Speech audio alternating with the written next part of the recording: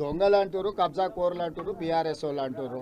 చెరువులను, నాలాలను, కుంటలను కబ్జా పెట్టుకొని ప్రభుత్వ భూములను, ప్రభుత్వ పార్కులను కబ్జాలు పెట్టుకున్న వాళ్ళు కోర్టులను తప్పుదోవ పట్టించి కంటెంప్ట్ ఆఫ్ కోర్ట్ అంటారు. కంటెంప్ట్ ఆఫ్ కోర్టు ఉంటే అధికారులను మార్చాలనే నిబంధన ఉంటే గతంలో సోమేష్ కుమార్ మీద 400 కంటెంప్ట్ కేసులు ఉన్నాయి. ఆ రోజు ఇవన్నీ ఏది మాట్లాడలే. ఒక అధికారిని ఎక్కడ నియమించాలనేది ప్రభుత్వం యొక్క విచక్షణ అధికారం. ఆ విచక్షణ అధికారాన్ని ఎవరు గుంజుకోలేరు. కాబట్టి ఈరోజు తప్పుడు కేసులను న్యాయస్థానాల మీద సంపూర్ణమైన విశ్వాసం ఉంది. న్యాయస్థానాలలో ఎదుర్కొంటాం. హైడ్రా మంచి పనులు చేస్తుంది. మా ప్రభుత్వం తీసుకొచ్చిన the greatest reform is Hydraa. We have protected lakes and nalas and water bodies.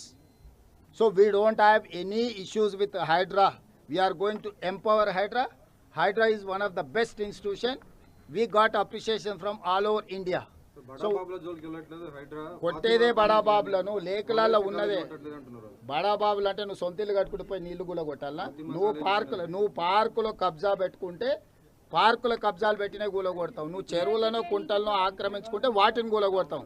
బడాబాబులు Jubilee Hills సొంత డబ్బులతో ఇల్లు కట్టుకుంటే హైదరాబాద్ కూలగొడతాయి. హైడ్రా జాబే ప్రభుత్వ పార్కులను, చెరువులను, కుంటలను, నాలాలను కాపాడడమే. ఆ పని పర్ఫెక్ట్గా చేస్తుంది. ఎక్కడైతే కబ్జాకోరులు తప్పుడు డాక్యుమెంట్లతో కోర్టులను తప్పుదోవ పట్టించి అదేవిధంగా బతుకమ్మ కుంట లాంటి వాటిని కూడా బీఆర్ఎస్ వాళ్ళు కబ్జా పెట్టుకొని దాంట్లో కూడా కంటెంప్ట్ ఆఫ్ కోర్ట్ వేసిండ్రు.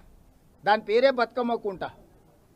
ఆ బతుకమ్మ కుంటను ఆక్రమించుకుంటే దాన్ని పునరుద్ధరించిండ్రు.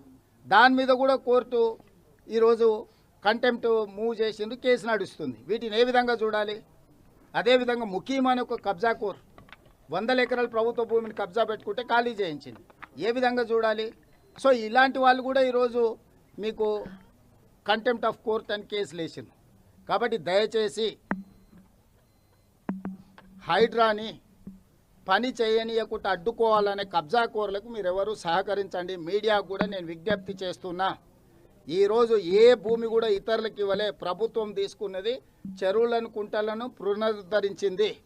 అది ఆక్రమించుకున్న వాళ్ళు ధనవంతులైనా పేదవాళ్ళైనా ఈరోజు మీకు ఎన్ కన్వెన్షన్ కూలగొట్టిరు పేదోళ్ళదా? అది గండిపేట చెరువులు ఆక్రమించుకున్న వాళ్ళని కూలగొట్టిరు పేదోళ్ళదా?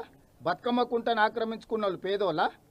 ఎట్లా సుధాకర్ రెడ్డి అని టీఆర్ఎస్ కాన్స్టిట్యున్సీ ఇన్ఛార్జ్ కేసీఆర్ గారు వస్తే విమానంలో పూల వర్షం కురిపించండు. 10 ఎకరాలు బతుకమ్మ కుంటను కబ్జా పెట్టి అమ్ముకున్న తర్వాత పూల వర్షం ఏంది, కనక వర్షమే కురిపించవచ్చు.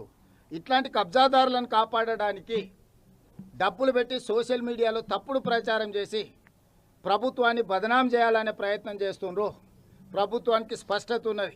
హైడ్రా కార్యాచరణ పట్ల, హైడ్రా నిర్వహిస్తున్న బాధ్యతల పట్ల ఖచ్చితంగా హైకోర్టు ఇచ్చిన ఆదేశాలు ఇంకా నేను పరిశీలించలేదు. ప్రభుత్వ పరంగా సమీక్ష చేస్తాం. తప్పకుండా కోర్టు ఆదేశాలు ఇస్తే న్యాయస్థానాన్ని గౌరవిస్తాం. అదేవిధంగా హైడ్రా కొనసాగిస్తున్న పనులను కూడా భవిష్యత్తులో కూడా కొనసాగిస్తాం. సార్, ఆవాజ్ యోజన ఇళ్లకు సంబంధించి గత 12 సంవత్సరాలలో తెలంగాణ రాష్ట్రానికి ఒక్క ఇల్లు కూడా మంజూరు కాలేదు.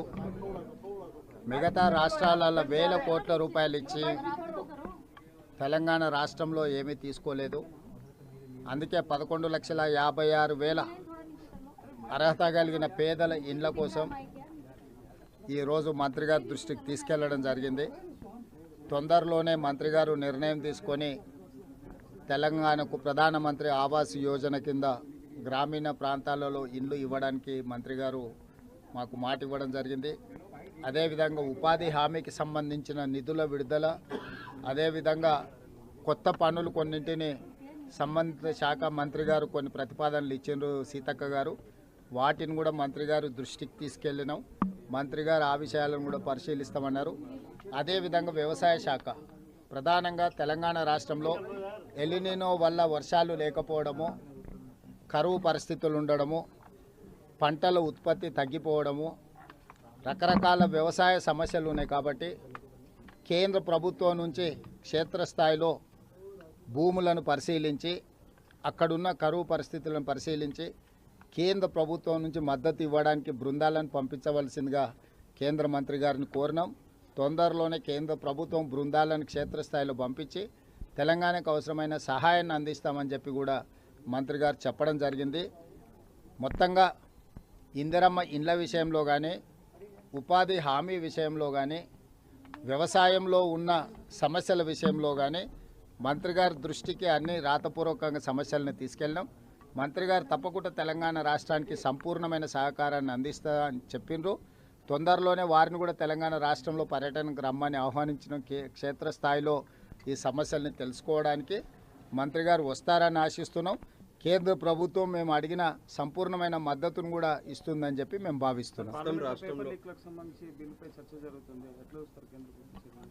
కేంద్ర ప్రభుత్వ వైఫల్యం, కేంద్ర మంత్రి రాజీనామా మనం కళ్ళతో చూసినాం.